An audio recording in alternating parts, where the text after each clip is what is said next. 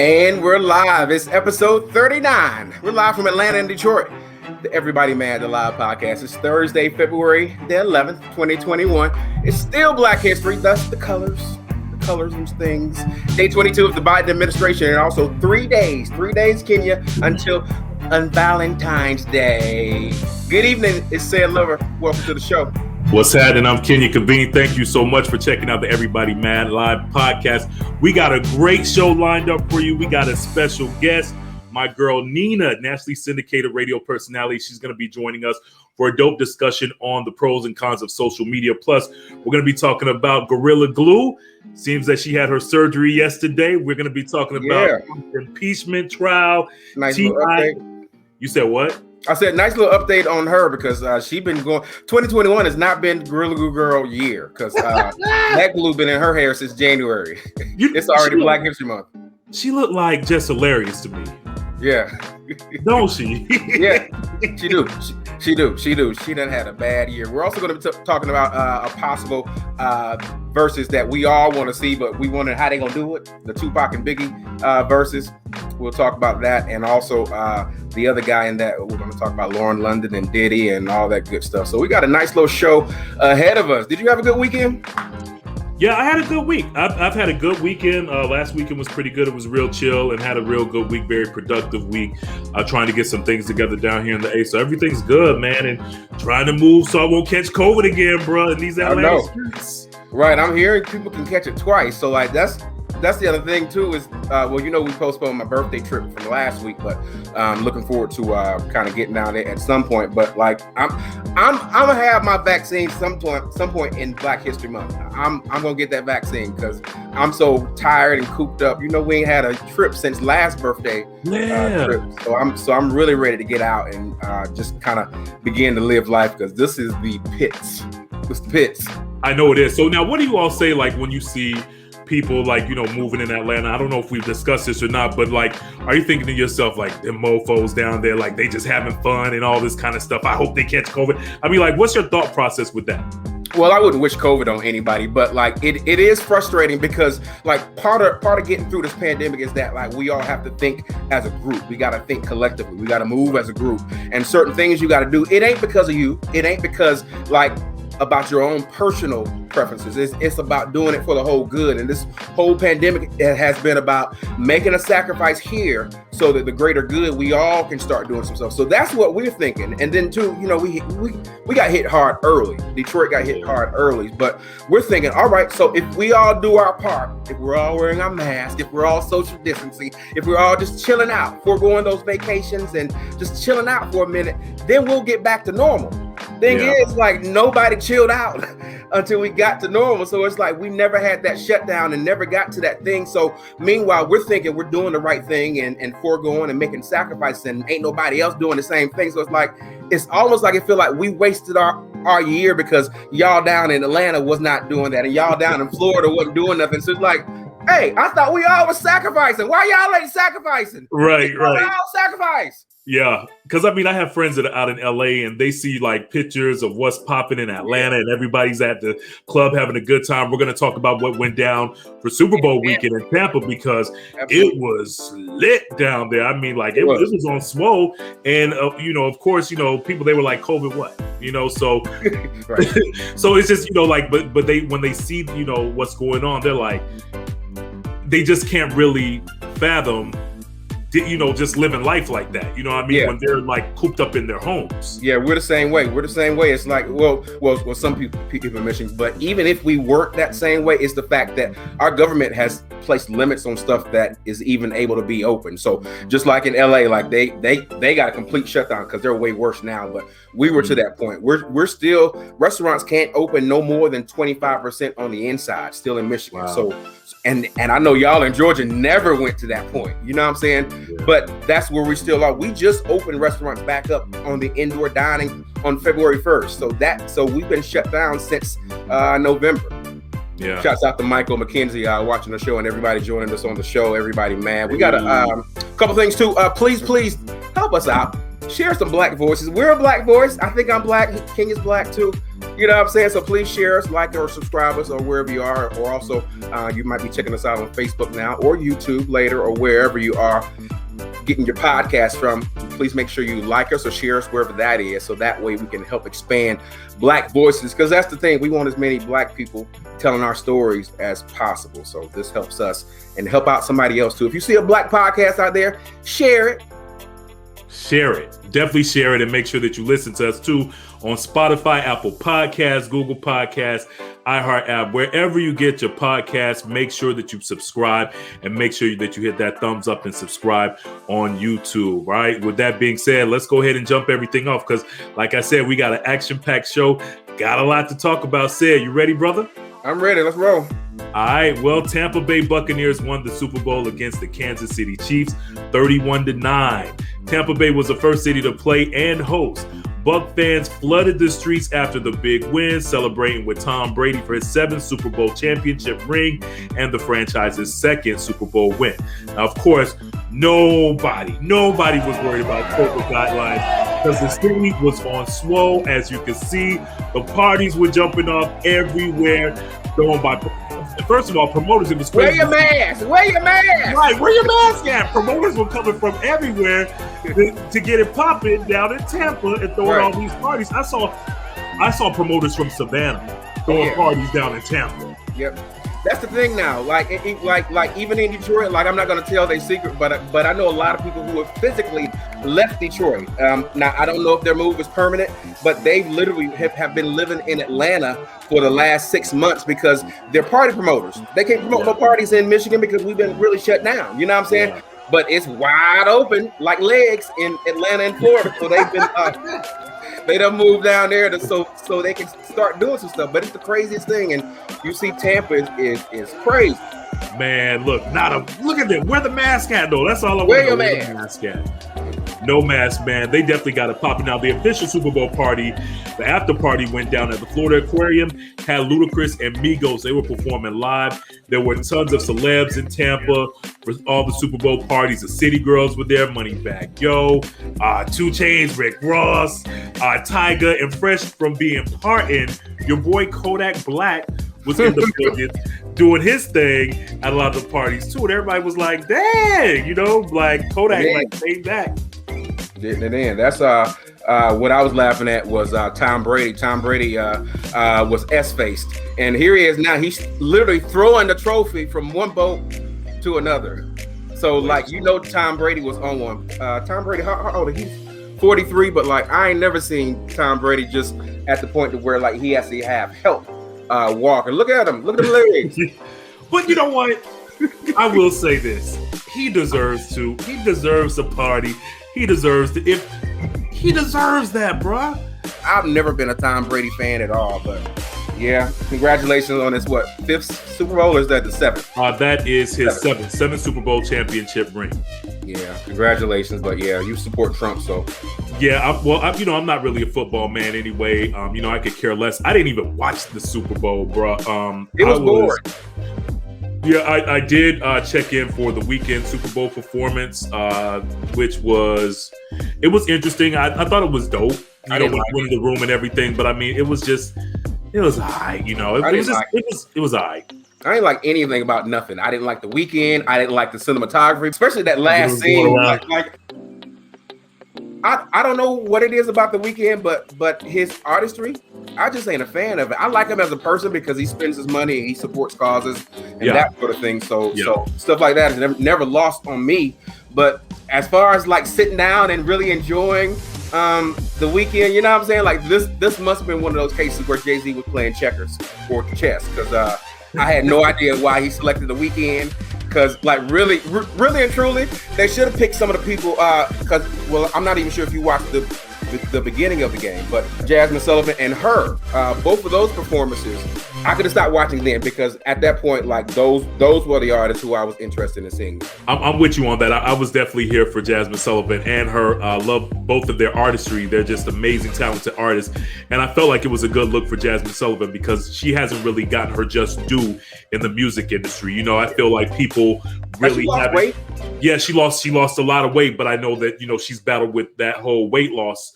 The whole weight struggle has been tough for her. You know what I mean? And I know that people, like the record industry, really didn't embrace her because of her problem with weight. They didn't really put her out there because she was a big girl. And that's unfortunate. But now you got artists like Lizzo that's kind of breaking barriers. So. Jasmine Sullivan, now, baby, you can go ahead and eat your Popeyes now, baby. You can go ahead and get swole again, thanks to Lizzo. Right. You know what I mean? But anyway, so now what about Britt Reed? What's that all about, Sid? Andy Reid is the Kansas City Chiefs head coach. His son, Brett Reeves, was one of the assistant coaches. Thursday, before the Super Bowl, he had an accident. He was drinking. Actually had hit a vehicle, injured two children in the crash. One of them is a 5-year-old, and she's on life support right now as we speak. What?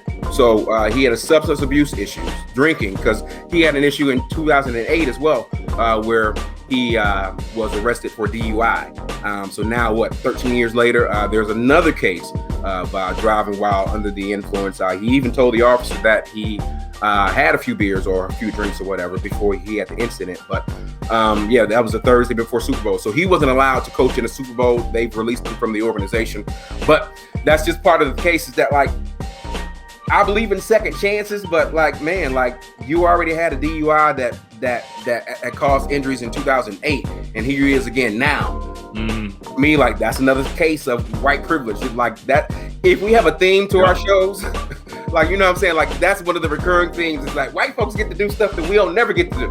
I want to go out and hurt somebody drunk driving, but just saying that there's always a different set of rules for every sort of situation where there's somebody white involved. And I think the young lady, the 5-year-old, she is obviously a minority as well. So, oh gosh, it'll be interesting to see how that plays out.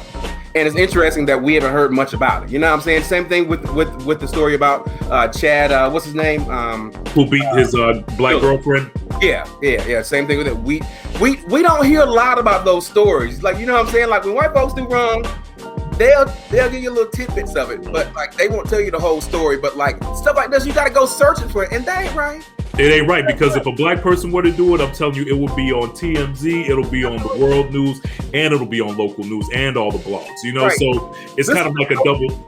You know what I'm saying? And it's second offense. Yeah, it's a double standard. Just kind of like how they're forgetting this this country artist that used the N-word recently. How everybody his record radio station stopped playing him, but his record sales have jumped up. So now he's still selling thousands and thousands of records. But here you go with Nick Cannon, when he had his situation with Wild 'N Out last year, and we're going to talk about that. Everybody was like, no, let's cancel Nick Cannon. Let's cancel Nick Cannon. But you're going to forgive this dude, this white guy, for using the N-word and being really offensive with it. Come on now. White privilege. We need to just go ahead and make just a part of the show's just got to be called white privilege. White privilege. We got to do that. Round up. Hey, let us know your thoughts on the Everybody Mad Live podcast. Leave your comments as we keep it moving and talk about this whole impeachment situation that's going down with Trump. Prosecutors claim that he had plotted, incited, and celebrated the U.S. Capitol insurrection.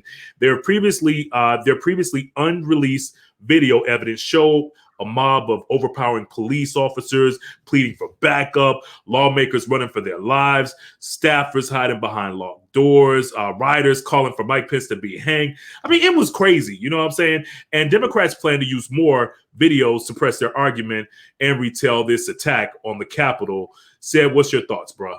Yeah, I think it's just utterly crazy how we're at this point. And then, to me, it was just funny. I'm not sure if you've watched any of it, but some of the stuff I've been riveted by it, because really it's been able to kind of give a timeline, not just of the day, but just give a timeline of all the things that have happened over the course of since the election has ended. You know what I'm saying? Since November, just constantly saying they've stolen this from us, they've taken us from us. You got to fight, you got to do this. So they've been planting the seeds and actually showing the receipts of what's been going on really since after the election. And now it's saying you know what?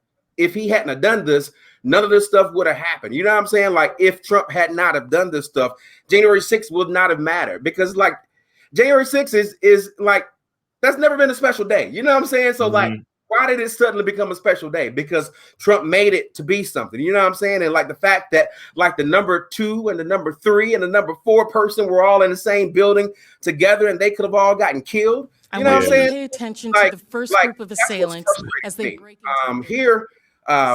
This is some of the videos that they were showing during the impeachment and just some of the kind of actions that was going on and what was happening real time with where people was and that sort of thing.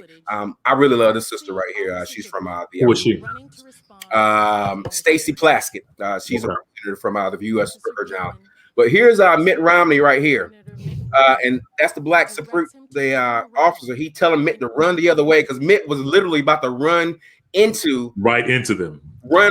So he saved one person right there. There's Mitt Romney. He saved there. We started to search. He's also saved some other people like Mike Pence was running. So like, it's just crazy how all this stuff has happened and to see it happening. And if they just go forward and not make a big deal of it, you know what I'm saying? Like that really shows you. Like I know we're on the left-hand side of the video, just inside the hallway is the door to the Senate chamber. Yeah. All it is. And watch how Officer I just want him to be held accountable for his actions. Sandra agrees. Now his trumpets are trying to testify against him. And towards the other we talked about that last week where the shaman, the QAnon shaman, he wanted to do so. Jerry said you can't be an impartial jury if you're conspiring with the defense lawyers.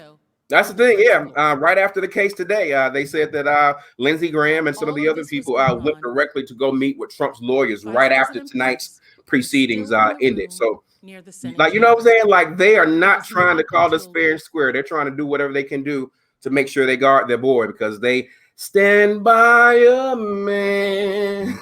White privilege, man. Like, it don't even matter. Don't even matter what they do. Yeah, but he has to be held accountable for his actions, man. And if he doesn't, it's not going to, once again, we talked about this last week. It's not going to be a good look for our country. People are going to feel like they can do and get away with everything if he is not held accountable for his actions. Yeah. Period. Yeah. And that's the bottom line. Yeah. That's the bottom line. Let us know your thoughts. Everybody Mad Live podcast. All right. So by now, I am sure that you heard about Gorilla Glue Girl. She's really not a girl, though. I mean, she's a grown-ass woman. Her name is grown-ass woman. A grown-ass woman. Her name is Tessica Brown, 40 years old. She's a Louisiana teacher that put Gorilla Glue in her hair to lay her hair down. And when she laid that shit down, that shit was laid. It was laid permanently. Like, laid. Laid. Stiff what? Stiff what? No, stiff what? No need to do none of that. Like, she ain't have to do none of that because she couldn't feel none of it. Like it was hard like a Barbie doll. You know what I'm saying? Man, it was messed up. But anyway, she went viral when she posted this video on TikTok. A lot has transpired since then. She's gone to the ER room. She finally got her ponytail chopped off. She has a few black surgeons volunteering to operate on her hair for free. She's gotten famous. She raised over $15,000 on a GoFundMe. First of all, why would you give $15,000 to her? I get it that you feel bad for her, but I mean, come on. Like, you said, what's that? I mean, it ain't one person, but it's like a collection of money. But yeah. I know. I realize, but it's just like, I just don't understand, man. Like, okay, so anyway. You said what? I said some folks got a heart. Yeah, but I just feel like, well, I'll give you my opinion after I run through everything. But if you fast forward to now, the present, yesterday, Michael Plastic Surgery of Beverly Hills, Dr. Michael Oberg. Did I pronounce his name right? Oberg? I don't know. He's Nigerian, so I'm not real good with. Yeah, but he oversaw a 4-hour procedure that was finally able to remove Gorilla Glue from Tessica's hair. I'm over all of that. Because y'all really, like, they don't know me. I put it on social media to get help. I get it. You know what I'm saying? I totally get it. And I believe her. It's just like, I just feel like it's Gorilla Glue. Like, you know you're not supposed to put it on your skin. Like, it says that on the back of Gorilla Glue. Yeah. But you know what I'm saying? Like, why would you put it in your hair? And I know she has this whole argument of, well, you know, she thought that was the right thing to do. And, you know, it didn't say anything about don't put it in your hair. But come on, you are an educator. You are a teacher. You are a leader. And you are putting something that is an adhesive, a household adhesive. You're putting that in your hair. Like, and I know everybody got an opinion on it. And I feel bad for how things went down and how things are played out. But guess what? Everything is all good now because this doctor actually had the 4-hour procedure and finally removed her hair, fixed her hair. The doc said that he used a great adhesive remover, aloe vera, olive oil, and acetone to break down the polyurethane. That's the main ingredient in the super glue. So, I mean, I get it. But then, you know, there's rumors going around that she might seek legal action against Gorilla Zoo. I don't believe she has a case. I just think that she's going to end up looking crazy. Oh, that's her hair now? Is that how she looks now? Yeah. This was after the operation. ET video. It was a 4-hour procedure. They thought it was going to be like 2 or 3 days for it to have to go through, but the doctor was able to get it done in 4 hours. She was able to run her fingers through her hair. She said she hadn't been able to done that since the beginning of the year, so she was excited about that. A little bit of anesthesia they had to put her under, but they essentially said that it was just a mixture, and they just went through with the mixture. So it looks like within a couple of maybe months or so, she should start getting some regrowth. But I guess now is the thing, like, how her scalp gonna regrow? How her hair is gonna be like what is the repercussions? Because she said she's already been having excruciating headaches. Like, will that continue? You know what I'm saying? Like, all in the pursuit of just being beautiful or having perfect hair or whatever she was trying to do. Like, it just didn't make sense to me. And like, I've used spray adhesive before, I've used super glue before, and I know how super glue, when it sticks to your finger, you know what I'm saying? Like, you know, like, oh yeah, like, I don't want that. So like, I would never get it around my hair because like, it seems to me like it would just do irreparable damage. And I saw the video, we didn't show it here, but like, she sprayed it all over the head, and like it was literally crazy. I couldn't understand why she would even go that far. Didn't make sense, but it is not funny. You got to forgive me. I'm just kind of laughing, like, because at first, you know, like, just the way her head looked, it was like, damn, it was just slicked down. You know what I'm saying? Slicked down, like she was a new school Barbie doll or something. Like, that thing was locked in. Like, it's messed up. But so now, what do you think about like her raising this money though? Because a lot of people are saying that she should give the money back. I don't think she should give the money back. I mean, people, if people donated the money, then why should she have to give it back? Yeah, and like, honestly, it's usually small amounts anyway. $5 here, $25 here. Like, people ain't really trying to get their money back like that. She did say what she'll use the money for is hairstyle. So she'll use it for wigs. Temporarily, obviously, she's gonna have some issues with her edges and her scalp. So she's gonna need some wigs and things. But she said she'll use that for that because the doctor ended up doing it for free. I think she was originally using the GoFundMe that would be able to pay for the procedure, but the doctor in Hollywood, he actually did it well. So maybe she comes out on the front end because Jerry said stupid pays. So maybe she'll be okay. But she got kids. And like, she got an adult son. I know. I think she got some school age kids and that sort of thing. You know what I'm saying? Sandra said she's special. We don't talk about special needs people. Well, you know, not to be outdone, there's another failed Gorilla Glue challenge. A Baton Rouge native by the name of Lynn Martin was convinced that Tessica was lying or exaggerating with the whole Gorilla Glue story. And actually, to prove his point, he did a Gorilla Glue challenge of his own. What he did was he stuck a red plastic cup to his face, only to realize he made a big mistake. He couldn't get it off. And I actually can't believe that he did this, knowing all the drama that she went through. Here's a clip. I'm going to show y'all something. I got some Gorilla Glue right here. Super glue, real. Watch out. I'm going to take it, put it on this cup, put it in my mouth. Then I'm going to get it and get it off. It's easy. Gorilla Glue garbage. I'm telling you now. I feel like we need to clean the air because you don't want something crazy happening. Put it on you. You know what? I think. Ignorant, man. How are you? Then I'll put it on my mouth. he ended up in the ER after that. This dude actually believed that he could lick it right off. Doctors did manage to remove the cup, but it didn't involve like a painful peeling. They also told him that if he does not actually heal correctly, that the tip of his lip will have to be taken off surgically. I mean, yo, that's what you get. Like, bro, like, why would you do that? Did you not read the back of the Gorilla Glue when you did that? Look how stupid he looks. And then it just makes us look bad. Then on top of that, bro, you too old for that. I just feel like this was a reach. I feel like he was clout chasing. And it's sad. It's ridiculous. I feel like social media is dumbing down our culture, Seb. What's your thoughts? Like, it's just some stuff that don't even make sense. I can't even make it make sense because he actually had an interview with a TV station that tells a little bit of why he did it. Boost a rap career or even just to go viral. So what are your thoughts on that? Well, I would never want to stick no Gorilla Glue to my lip and have it stuck there and have to go through all the situations I went through. But you did, though. But you did. Right now.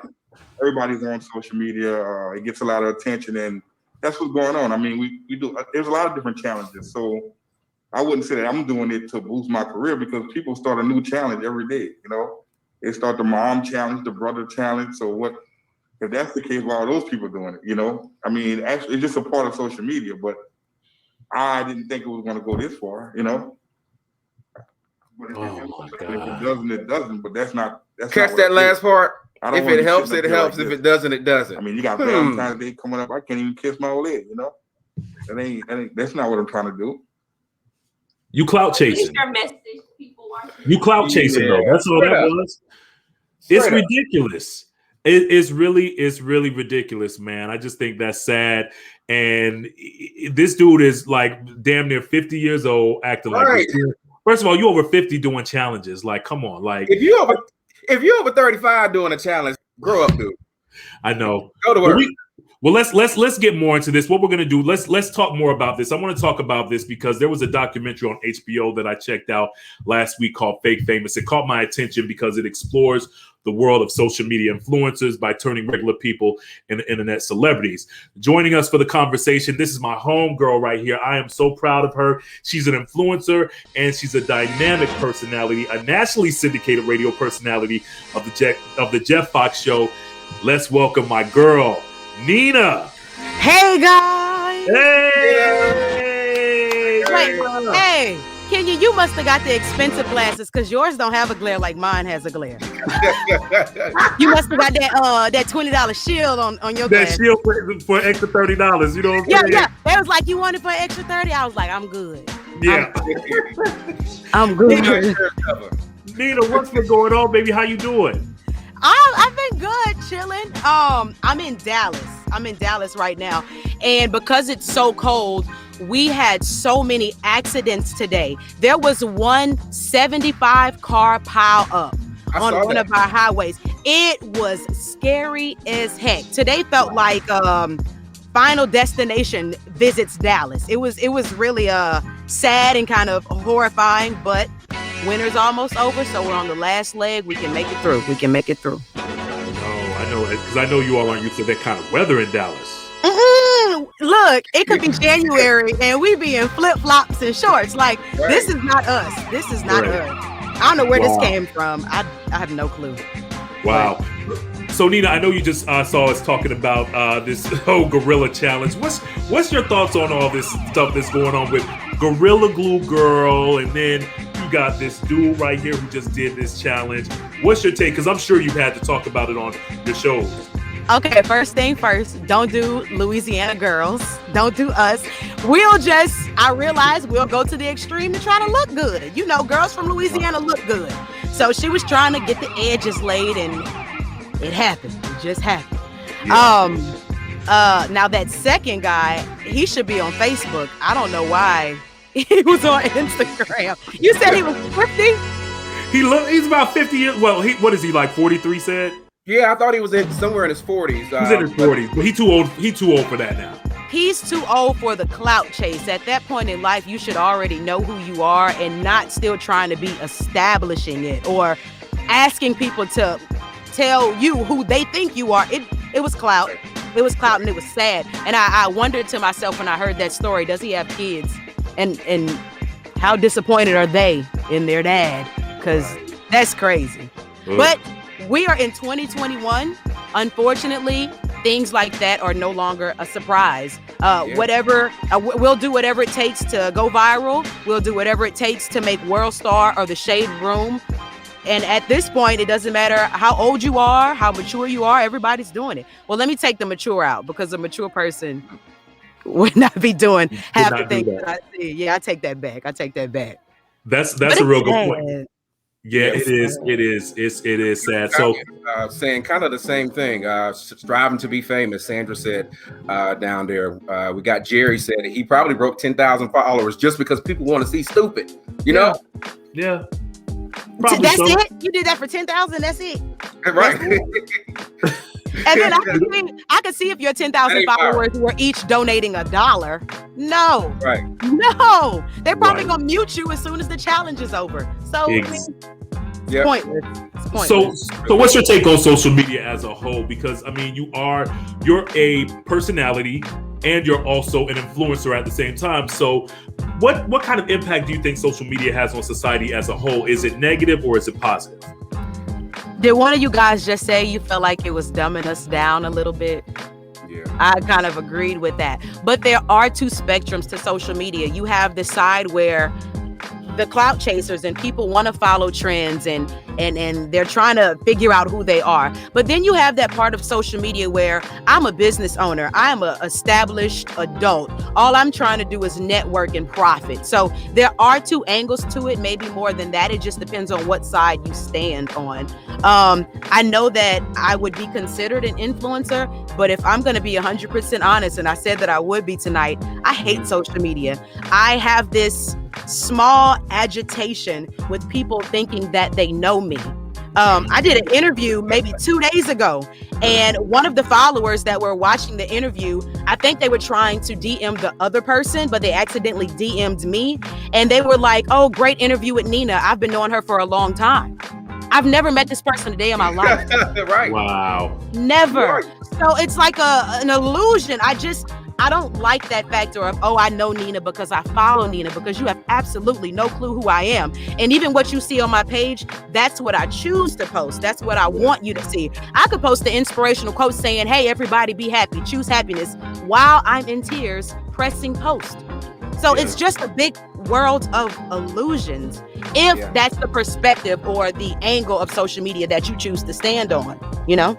Yeah, I kind of agree too, as a profession. Like, I have to be on social media, not just from running accounts and things like that and staying in contact with people, not just running brands, but my own personal brand. And it just gets exhausting. And I'm the type of dude, I'm not even going to post what I think you want to see. I'm not going to post just the great things going on in my life. I'm just trying to, like, it's just overwhelming trying to think of all the things that you have to post, because you have to be able to get out content. So like now, like, it's not even about just like what's the post. It has to be a perfect post, and then it has to be content that's going to drive some traffic, and then your caption has to be engaging. The caption has to be all that. It's so overwhelming. I can get out social media. It's so much. And then I know there's a point, like there's a fine line between the content that I want to post, because this is who I am, but I'm going to post the content that I know is going to get the most likes and the most engagement. Like, because you're at the end of the day, you're trying to get your followers up and more engagement. So it's almost like this is what pisses me off. People sexualize me, and I hate that. And I go to my page all the time, and I'm like, okay, let me make sure I'm not posting anything crazy to make them think this of me. But I could be posting a video of me serving the homeless, and I'll have somebody in my comments talking about, "Damn that ass." And I'm like, what more do you want from me? Like, what do I have to do? But I'm learning now that I can't change who my followers are or what they think of me. I need to go ahead and post what I'm going to post, because this is my brand. But, you know, sometimes, if we're going to be honest again, what your followers say or what people on the internet say can get to you. And I would be lying if I said I don't let it get to me. I would be lying. Oh my gosh. Have you ever had a bad experience with that, where, somebody said something and you just kind of were like, it kind of pissed you off, like it hurt your feelings? My followers are kind of nice to me. which is good. So I haven't had a super horrible experience. Yeah. The only thing that I don't like is because social media is full of opinions, people automatically think if your post doesn't align with how they operate in their life, I have to post I have to post my opinion, or I have to post why I don't think you're right. And I tell my people all the time, my page is my page. It's not your journal. Don't come telling me how I should live or what you disagree with. I posted this because this is what I wanted to post, but that's the one thing I hate. It's so opinionated. And these are opinions that you're not asking for. Like, my page is not the shade room. Like, this is not that. That gets on my nerves, but you can't help it. Like, what am I gonna do? Turn the comments off? No, because I want the engagement. Or you can't control the engagement, or can you? You really I can't. don't know. Right. Well, I'm gonna get back to the documentary because the documentary actually shows. I don't know if you all had a chance to check it out yet, Nina and Sam, but it shows. I got the trailer here. What is it called?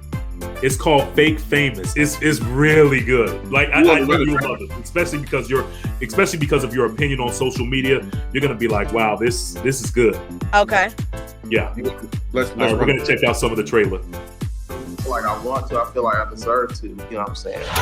3, 2, 1. More than any other occupation on earth, kids in America say they want to be famous influencers. When they look at these influencers and they think, wow, this is an amazing life, but people don't realize most of the time it's not real. Should we do some cucumbers? I love it. But is that number of how many followers you have actual fame?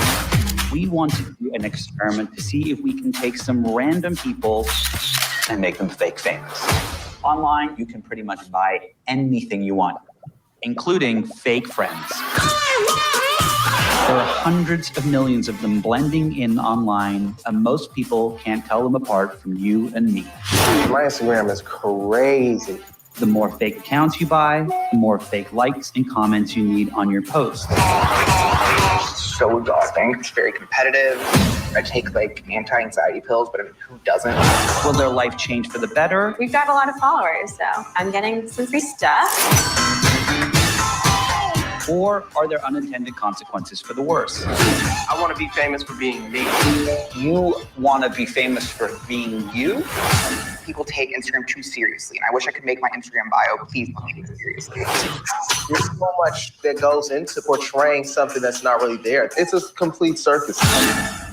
So it's kind of interesting with this right here because it breaks down everything, and it actually shows how some of these social influencers, they actually can make $250,000 if they got 1 million followers per post. Somebody like Kylie Jenner, she can make $1 million for one post.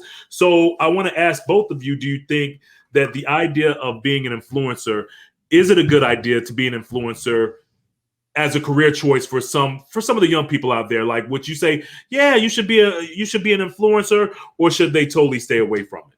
How great is it that we get to tell everyone? Okay, I guess I'm more so thinking about the word influencer. Influence. Who are you influencing? What are you presenting on your platform? What do you stand for? I feel like if you are living with a purpose and you're just trying to, get that out there, cool. Be an influencer. I love following Viola Davis. I know she's like an actress and legendary, but I consider her an influencer on social media because the things that she posts, they really move my spirit. They move my soul. It's so positive. Like, she makes me get up in the morning and say, I'm a Black woman. I have to be strong today. I can do this. Like, that's an influencer to me. But I mean, you also have the influencers that influence you to do the dumbest things like Gorilla Glue or the Silhouette Challenge. So what are you influencing people to do is my question. And if you have a positive answer or an answer that somewhat just aligns with you really giving back to society, cool, have at it, go at it. But there's always an opposite side of the spectrum. And unfortunately, I feel like we see more of that side than the positive side on social media. But I got a question for both of y'all. Now, to be honest, y'all ain't never used how many followers y'all got to get a free pair of shoes or a sweatshirt or Yeah. That's what I'm saying. That's why I can't really hate on it, because you know, coming from the whole radio aspect, and you know, people want to give us free stuff all the time, and just based on your followers, if you know, I'll send you this sweatshirt if you rock it, and post it on your page, you know, and then I'm walking around with the free sweatshirt that's dope. You know, like, I can't be mad at it. I ain't never did that. You never done that? I ain't never You never said, "Oh, I got this many followers," so. No. How many? Okay, how many followers do you have? That's probably. Well, how many followers do you have? 25,000. Oh well, you good. You got 25,000 or 2,500? 25,000 on Facebook. Oh wow. Oh, see, and you know what? I don't know why. Right, I rock with the old people. Like I don't. I'm only thinking Instagram. Like they don't give me like nice things. Like they might make me a nice little pound cake or make me a lasagna or something. You know. I was thinking Instagram. That's my fault. That is my fault. Right. Which one do you all prefer more? Are you an Instagram or Facebook person? Facebook is my family, my old high school and middle school classmate. Facebook is my roots. Instagram is the brand. Yes. So it's completely different. And then Snapchat, you know. Snapchat. Don't ask me about my Twitter. I don't even have a Twitter. You don't have a Twitter? No. Black Twitter gives me life. Like if we're talking about all the pitfalls of social media, one of the great things about social media is Black Twitter. Like that's my comedy. Like you don't have to buy another comedy show ticket ever. Just get your Twitter account. Yeah, that's it. I feel like it's too late for me to start a Twitter. Like people already talking, and I'm just gonna walk in the room. Like I feel like it's too late. It's too late. It's too late. It's too late. Oh, well, we all know that there's, you know, different kinds of influencers. You got the fashion influencers, makeup, lifestyle. So there's a whole bunch of influencers out there, just like Nina said. So everybody's out there doing what they want to do, getting it how they get it. And yo, you can't be mad at it. You got book influencers, people that read books on their Instagram. I didn't even know that. You know, and they have all these followers and they get free books and they're getting a lot, you know. And I think that the goal, though, that for what I watched from this documentary is that the goal is, if you are an influencer and if you have so many followers, the goal is to get like these all expense paid trips, vacations, you know, like shopping sprees. Like that's the goal. And I'm like, wow. So actually this movie gives you the code on how to do it if you want to go that route to be an influencer. It was kind of interesting, and you know, but I want to know from you all, is there an age limit on being Insta famous? I know we kind of touched upon that, but let's talk about that again, because like is there really an age limit? No, you got child actors. No, you got people.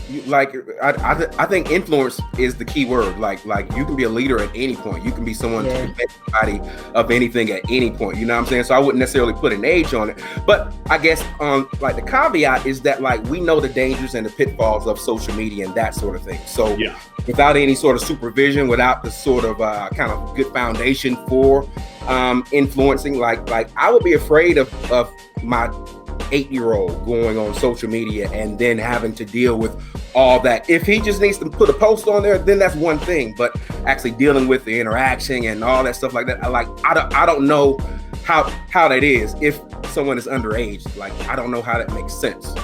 Yeah, that kind of scares me too. You don't want them to think that that's how the world works. Yeah.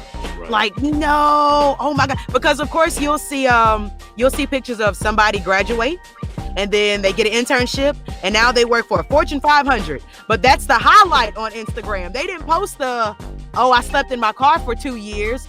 And you'll become depressed thinking, oh, why are my accomplishments, or why didn't I achieve this as fast as everyone else did? That's not how the world works. And I would never want my child to be so indulged into social media that they think that's reality, and it's not. Yeah. It's freaking not. But I mean, that's what's happening now with all these kids. You know, they feel the pressure to compete. They feel pressure to get a certain amount of likes, and it's sad. It's sad now. Like this is what they aspire to. They aspire to just getting likes, and you know there are those negative aspects of social media to where, you know, people are really trying to do the most for likes. You said it. Can become a problem, and it can make you socially awkward in real life. You know, you won't be able to really deal with the reality of having a conversation with people. You know, it's crazy. Because there's not a real life. You know, social media is real life for a lot of people. What's your thoughts, Nina?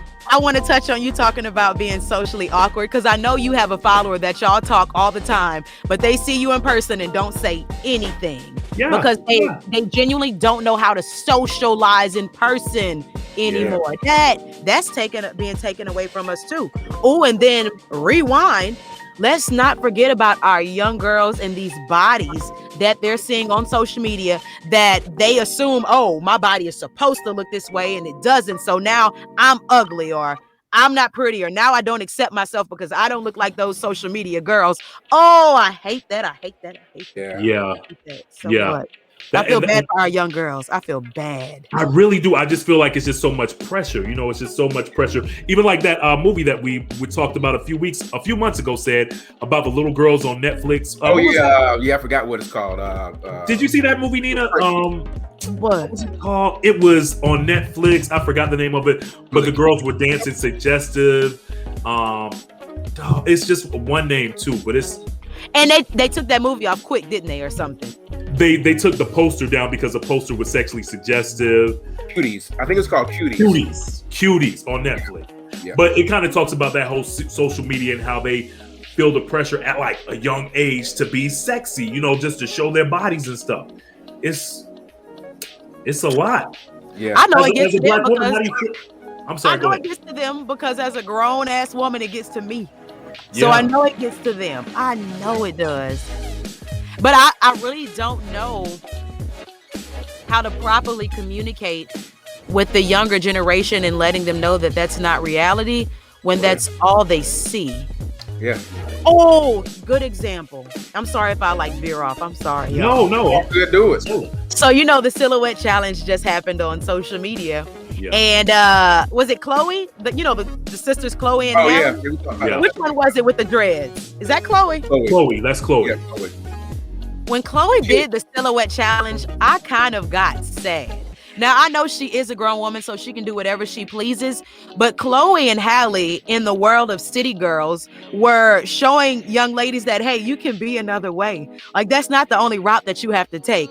So now that Chloe and Halle have their own Instagrams and Chloe is doing the silhouette challenge and she's just showing her more sexy side, which she has the right to, it just makes me mad because, like, I want the girls to see something different. I want them to see something different. And if the people that you consider classy or reserved or the queens, if they are slowly shifting into that city girl lane too, then what else is there to offer? Or what else is there? Oh, there she goes. There she goes. Oh, I was so sad. That's it. I was just like, wow. Yes. No, gosh, now she looked good. She looked good. She looked good. You look good.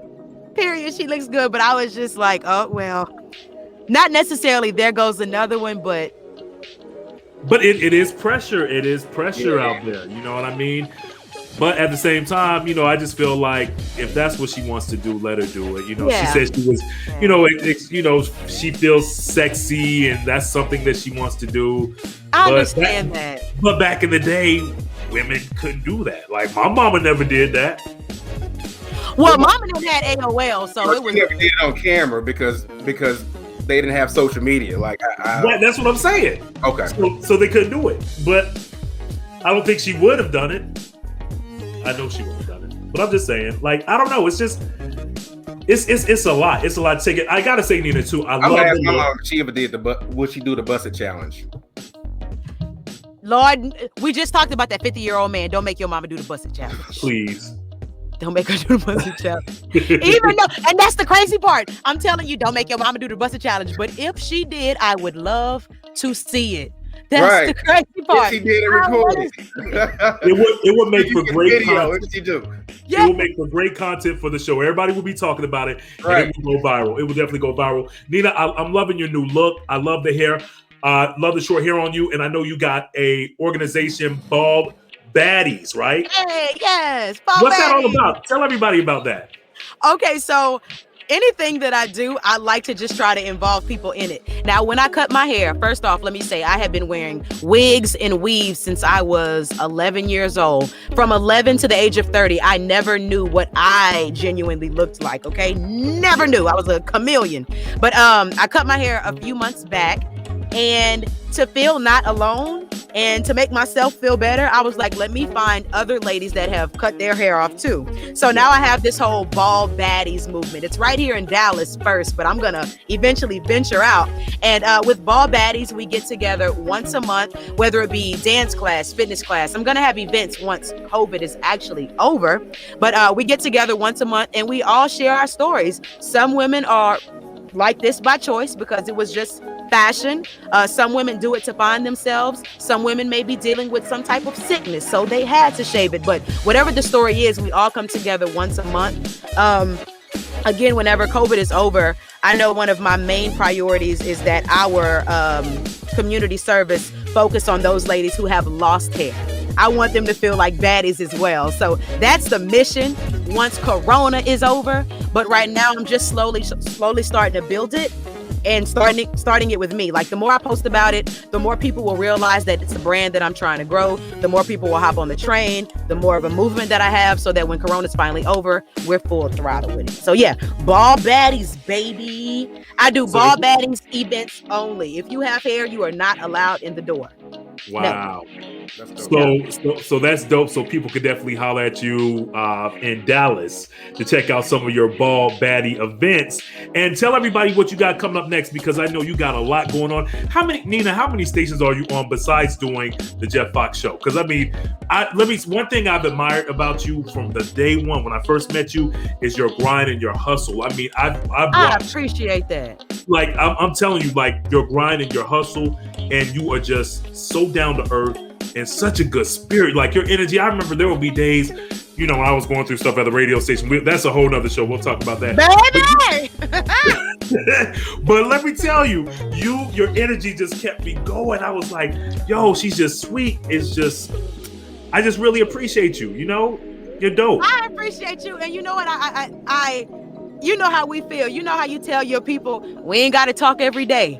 But if you ever need me, and I told you this not too long ago, I'm never going to tell you no. I might say, oh, dang, I have something at that time. But you're never going to get a no from me, because you genuinely have to keep, especially in this old grimy industry, you got to keep those good people on your team. Not necessarily on your team as an alliance, but keep them close, because you know what it is. You know what it is. But as far as my stations, I do, and I'm going to, you know, I be crying all the time. I be crying. So if I start crying, just ignore me. But a lot of people say, oh, I love your hustle and your grind. And I really want to correct those two words. It's favor and it's grace is what it is for me, because a lot of people, they have these stories of, oh, I sent out 1,000 air checks, and oh, I waited in the lobby, or just, you know, these really hustle stories. Like you went out and you got it the hard way. But me, I stay in my lane. I mind my business. I'm obedient, and God gives it to me when it's time for me to have it. I've never grinded before. I just try my best to stay obedient. Now, right now, I feel a little off balance, so I'm pretty sure he's gonna correct me about that.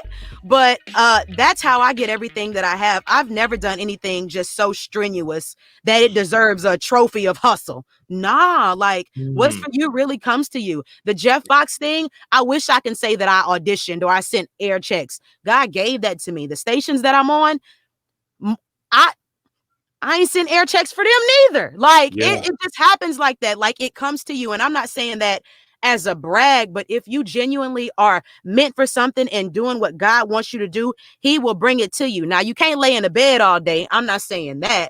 Right. But my story is not that hustle and grind. It's just a grace and mercy, favor kind of story, you know? So I always try to correct that hustle grind story, because that ain't me. I don't know how to hustle. If you put me in another state and drop me off in the middle of the street and said, all right, now make it. I don't know. I don't know what I would do. Like, I don't know.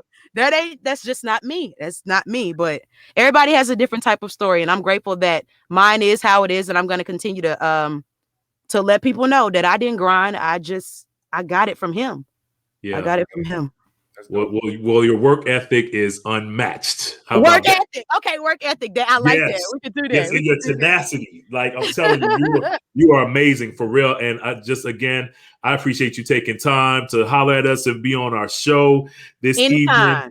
Tell everybody how they can get in contact with you. What's your social media handle and what stations can they check you out on?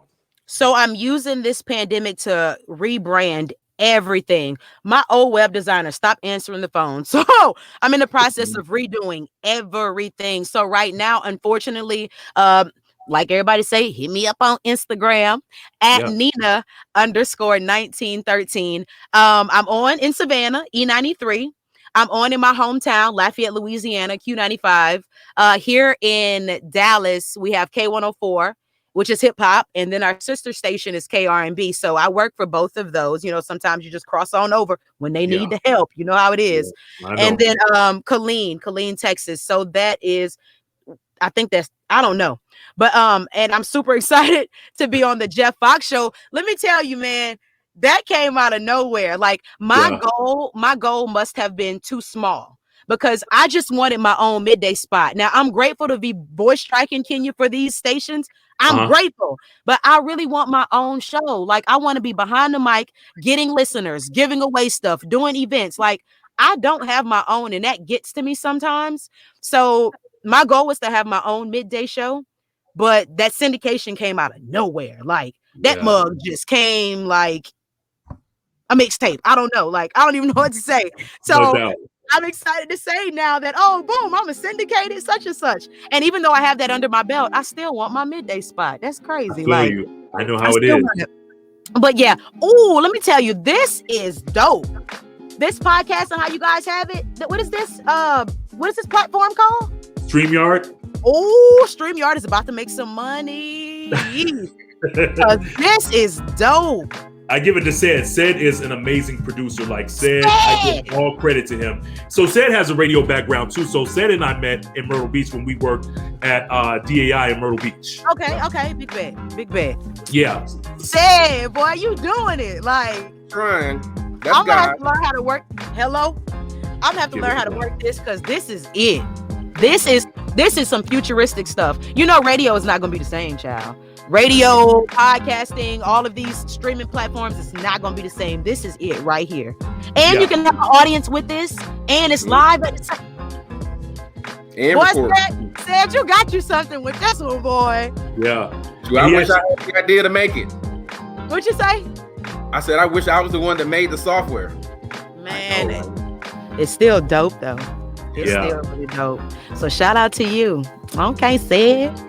Yo, I'm gonna go ratchet because Kenya has his awards in the background and Ced got the nice home with the greenery, and I'm in the closet. But the sound is good in the closet. Y'all know how it is. The sound is the best in the closet. Let me tell you. And then I don't have a walk-in right now, so I like in my office right here. I like go in this little closet and I record, and it's the best sound in the world. Are you in open space or you in a closet area right now? No, I'm in an open space right now. Oh, okay. Man, I gotta come out this closet. Closets are the best. Closets are the best. I can't have my background looking like this, bro. Y'all done sold out. Hey, that means you put in that work, though. That's where the magic goes down in the closet. When I open this closet door, just know it's going down when I open this closet door. Yeah, everybody, this is our girl Nina. Nina, again, thank you so much for just taking time to be with us and talk about the whole social media pros and cons and explosion and all that good stuff. We really appreciate you. Thank you so much. Don't let it fool you. Thank you so much. This is my girl right here. Everybody, this is Nina. Don't forget you can follow her, Nina_1913, representing the lady of Delta Sigma Theta Sorority Incorporated. Yes, all right, y'all have a good one and be blessed, and don't be fake on social media. Bye. I love her. She is the best, man. Yeah, she's dope. Wow. She's dope. That's good, man.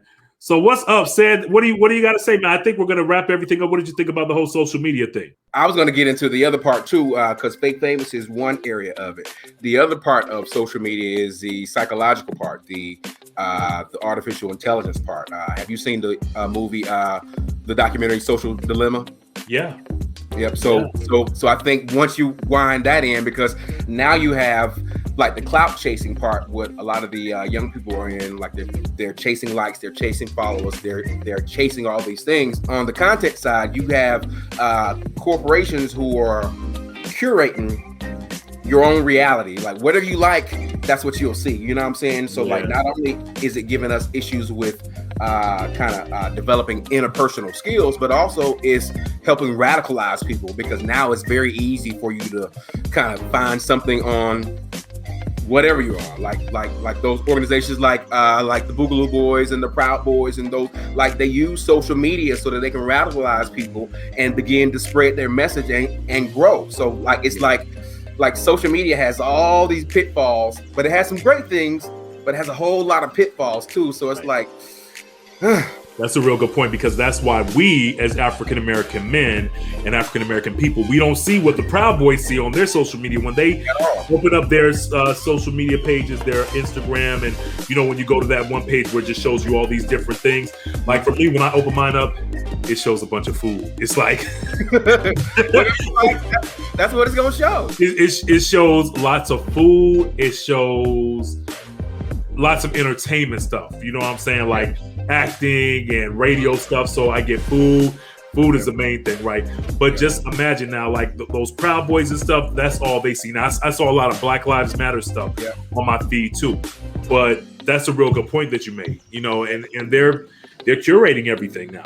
It's like now, like we've taken that away, because like now you don't see the beauty of the diversity. You see whatever that you like to see. You know what I'm saying? Like if you're a person that likes to see guns, you're probably going to see a lot of guns on your page. Or if you believe in some of the conspiracies that are going on, you're probably going to see things that relate to the conspiracy. So like it's one of those things that like we have to find a way to prevent social media from damaging minds, because to me that's what it's doing. It's changing not only how we interact with people, but it's changing how we think about things. That's a good point. I think for me, what bothers me about social media, like the negative, would be people that are addicted to social media, people that don't know how to put down their phones.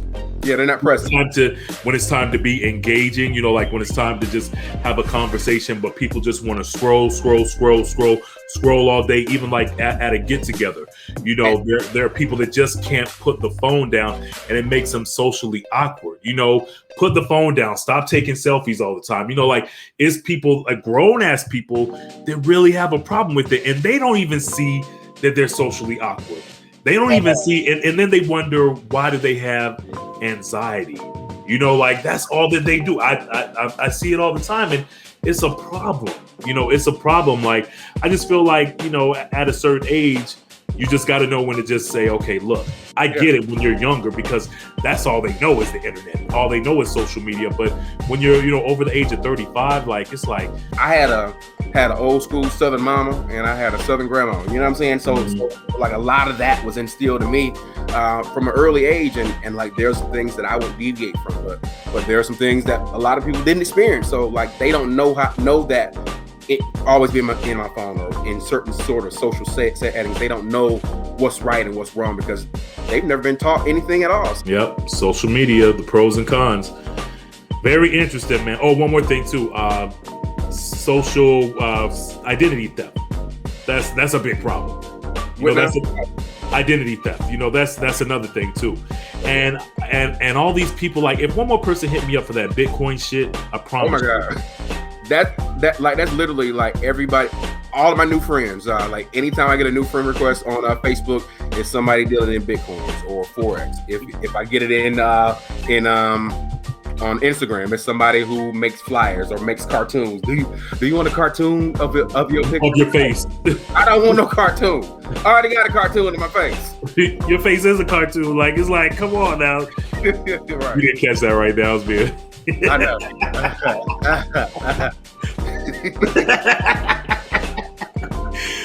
Oh man, so what's up? I know we're running over time. Said we gonna wrap up the show or what, dog? You want me to do these? How many stories? Because some of these stories I can skip. We can do next week, or Well, it's T.I. and Tiny. There's not really an update on that. We can do that next week. Lauren London, we can gloss over her. They said that she was pregnant, possibly. But she's not. She said that she's not pregnant. Nick Cannon, he's returning as the host of Wild 'N Out after being fired from the show last year. But he's coming back, so that's a good thing. Yep. Let's see. Diddy he's filed a $25 million lawsuit against Sean John Clothing. He sold the brand back in 2006 to I Global. never knew that. You said what? That news. You said what, bro?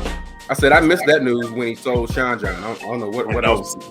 Because I didn't know about it either, but stuff goes under the table. But of course, we wouldn't know because it's still Sean John. You know, like it's still Sean John. People still correlate that to Diddy. So I don't think that they will really put that out there. But that's why he. Part of the lawsuit too is that like he.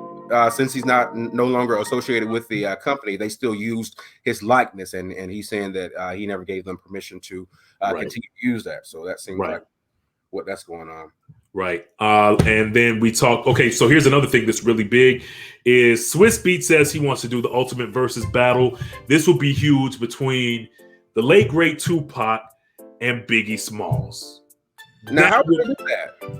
You said what? How would they do it though? That was like 4 or 5 years ago. They did that hologram of Tupac and Snoop and and Biggie at Coachella. Yeah. So would they do a hologram versus, or would they kind of get Tupac's people or his DJ and Biggie's DJ and people or something like that and do it like that? I think they would probably get like Mr. C, that's Biggie's DJ, and maybe Tupac's DJ, and just run those hits. But that would be dope. I mean, it would definitely bring back memories because I'm a fan of both of them. I think that Biggie will win because Biggie had more radio-friendly hits, I think, you know, but Tupac, they're both excellent. You know, they're both legends. So that would be really dope to see go down. That would be really dope to see go down. But I think like you really would need somebody because like, why would I want to watch Lil Cease play Biggie songs? Play Biggie, yeah. I was thinking about that too. They probably like really like what I need is like am I gonna have some Faith Evans or some Lil Kim or something like give me somebody who's real close to you, and they got the star power to go along with it because I don't know that Lil Cease would make me interested in watching that, but maybe Lil Kim and Jada Pinkett for Tupac. That too. Yeah, that would be dope. But would Will Smith allow that? He allowed the whole entanglement. Yeah, he'd allow that. Yeah, he fine with entanglements. Yeah, he's like whatever. Now he might feel some kind of way once it goes public, but you know. Remember how he was looking like sad? Like I felt embarrassed and sad for him, but then again, I realized that he's a multimillionaire. So right. And again, like we talked about last week, you know the rich, you know, rich folks, their sex lives are out just crazy. They do some wild stuff. They on some different stuff. Yeah, they do. Rich folks, they be getting it in. They do some wild stuff. So it is what it is. Okay. I was hearing your well, she's not your person, but that lady Marjorie Taylor Greene. Who that? That's that crazy Congress lady down there in Georgia.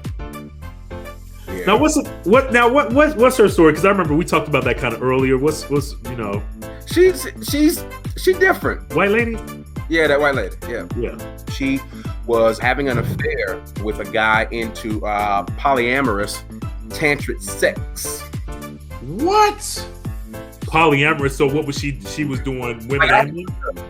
Because there was way too many words for me that I didn't understand. But the polyamorous means that it was a whole lot of people. So it was at least 3 people.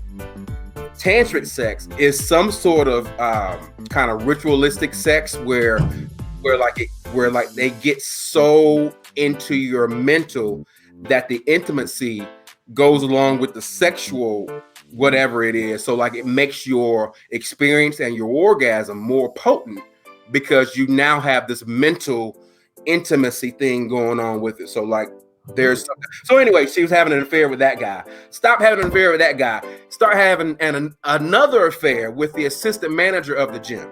So that story is coming out. So she's cheated on her husband of 20 plus years with 2 men out of the gym that she runs. But she is sent by God to defend Trump and do all that other stuff. But yeah, a lot of crazy in politics. That's a lot of sweaty nuts. It really is. Yeah, a lot of sweaty. And have you seen her? Like, I can't even imagine her even in sexual situations. Like, she, I don't those know. those be the ones that be the biggest freaks, though. Sandra, you know, I'm just saying, Sandra. I mean, oh man, we're gonna go ahead and wrap up the show. But before we wrap up, one more story, man. Popeyes. Shouts out to Popeyes. Last year they did it with that chicken sandwich. This year they are back with the Cajun flounder fish sandwich, and I had it yesterday. I was gonna sample it live on the air tonight, but because I wanted to eat, because I ate that sandwich last night. And I'm trying to eat healthy, you know what I'm saying? But yo, I'm gonna tell you, that fish sandwich is good. Woo! It is good. I mean, I'm gonna have to check it for myself because we know how you like fish sandwiches. So I love a good fish sandwich, but it's good. I mean, but it's good because we talked about this before. But when I bit into it, I was like, McDonald's fish fillet. What? Who? Oh, it's better than McDonald's? I'm sorry, McDonald's. I'm sorry. I would never betray you. I'm sorry. Now, here you say that.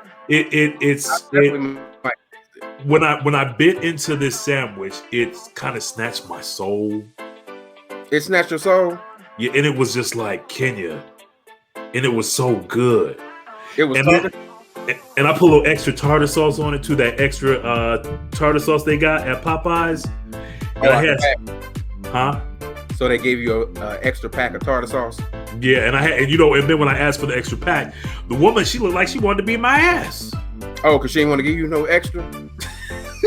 You know, they be getting mad with that. When you ask for anything extra, because I went to the hood Popeyes. So the sandwich came out early here in Atlanta. It was supposed to come out today, but they dropped it yesterday here in Atlanta. And when I saw it, I drove past. I was like, oh, let me go get that fish sandwich. And it was good. It was really good. It's like on that brioche bun. The brioche bun is buttered. They got the pickles. You know, I got mine with no pickles. I don't like pickles. But I got extra, I got a little extra pack of tartar sauce, which they were reluctant to give me. But it was really good.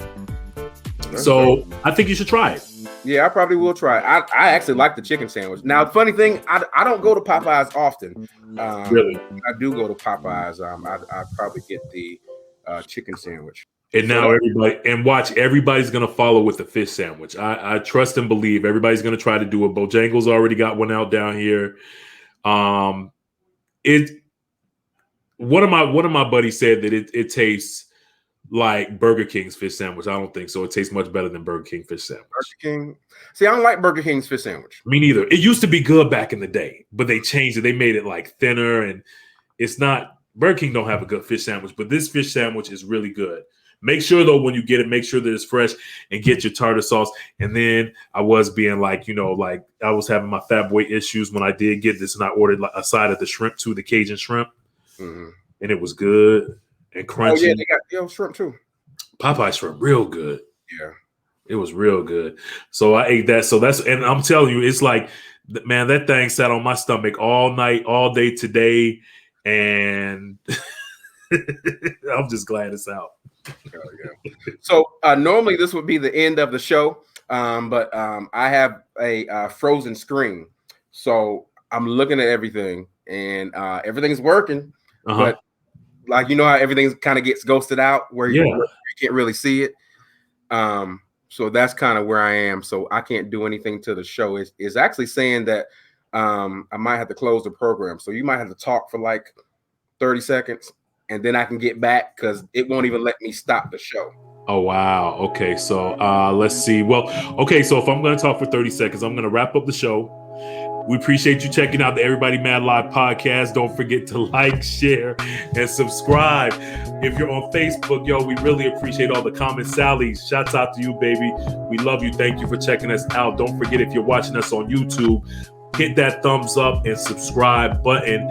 And you can listen to us on Spotify, Apple Podcasts, Google Podcasts, iHeart app, and wherever you get all your podcasts. And don't forget to follow us on social media. Everybody Mad on Facebook and on IG, the gram, man. We really appreciate you all so much for your love and your support. Said, now you're frozen. Yeah, said it's frozen, so it's just me right here, and I'm just all by myself, and that's it. Nina, shouts out to Nina. Nina, thank you so much for doing the show. If you're still watching, we really appreciate you. You are the best. Love you to death. Man, I was about to say, damn, you got a twin. That's it, man. Again, it's been real. I said, this is still your birthday month, so we are celebrating you, man, and the greatness that you are. I really appreciate you. You are just an amazing brother, man. I'm proud to call you my friend. I appreciate that, friend. And Hey, friend. yeah, I appreciate you co-hosting the show with me. Last few comments that we have before we go. Mama watched the show. Hold on. What'd she say? But she told you hey too. Oh, that's hey to you too. Oh, that's your mom? Yeah, that's my mama. Hey, Miss Sally. I'm sorry I called you Sally. Hey, Miss Sally. Mm-hmm. Hey, Miss Sally. Yep, you know I'm kind of spoiled, so I don't like her showing anybody love but her baby boy. I know. Mm-hmm. Thank you, Sandra. Yep, my family checking in, but I appreciate all y'all checking in on the Everybody Mad Live podcast. So yeah, we'll see you next week on episode number 40. It's been real. We appreciate you joining us on the show.